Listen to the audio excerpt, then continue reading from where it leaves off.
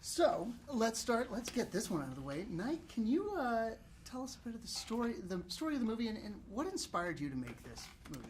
Well, The Visit is about these two children who go to visit their grandparents on this kind of isolated farm in Pennsylvania. I live basically on an isolated farm in Pennsylvania, so that's the I don't find it a scary setting, but I tend to write scary stories about everything in Pennsylvania. They go to visit their grandparents, and the teenage girl, who's the older sister, is trying to make a documentary about the trip to kind of heal the family, because there's a trauma that's happened in the family, and she's trying to bring them all together by making this beautiful documentary about her family. And she starts to record things that she didn't realize were going on. It becomes very dark, and inadvertently it becomes very, very scary. Very nice. And Jason, you when we look at this film, it's a smaller, streamlined, very pure film. And we're going to talk about you like you're not here for a second. How does this sort of show off who Knight is as a storyteller and as a filmmaker? Well, I think in a few ways. I think first of all, tonally, it's really tricky to make something that's thrilling and scary and also funny. Usually, if you have something funny, the other things go away. And I think one thing that's very unique about it, and unique to Knight, is the way he's been able to do that. And I think the other thing, I mean, there are lots of things. The acting is way, way better than you see in 99% of movies, and which has something to do with the director.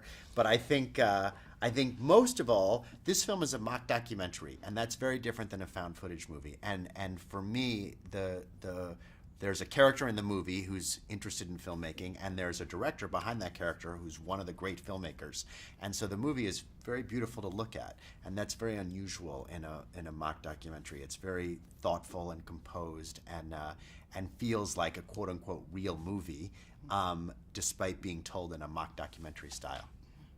And now you've mentioned that this is sort of a being reborn, a rebirth sort of movie for you. How did you sort of embrace the constraints, but also just the focus of the film and you being focused as a filmmaker? I think you've hit on it exactly. You know, what happens when you make a smaller movie is you have to focus. You have to aim all your creative energy at the things that you have, not the things that you don't have. I don't have the ability to have 20 locations. I don't have the ability to have a giant crew or this equipment or that equipment. You focus in, I have a room, I have a bedroom, I have these two kids, I have this scary house, you know, those things, and you sit there, and and you do kind of the hard work that maybe with 1,000 choices you wouldn't do. So it really is, it focuses your energy. I mean, again, I love minimalism as a style of storytelling. You know, don't show, insinuate, have it clean and simple, and this works well with a low-budget movie, right? And so I didn't find it, limiting. I found it, it gave me parameters on how to think. And creativity needs walls. You need to bounce something off a wall. If there's, we've seen this over and over in art in all forms. When there's too much going on, you can't get to the essence of it, right? At the end of the day, it's very simple what makes something powerful. It's a simple idea, a simple story. And simply, as I'm being told we have to wrap up, I get why kids, when they're scary, I get why they're scary. It's sort of an innocence lost. But can you tell us what makes old people so scary? That's the reason that I made the movie, was to talk about why we're scared of old people.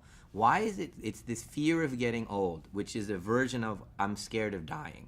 And to see an old person's mind deteriorating, see their body deteriorating. It's funny, it's gross, it's scary, it's all those things that we have all these emotions to that, and that's what The Visit is. It's like a whole kind of conversation on our fear of dying, in this form. You literally can put, an old lady in a nightgown in a doorway, and we are terrified.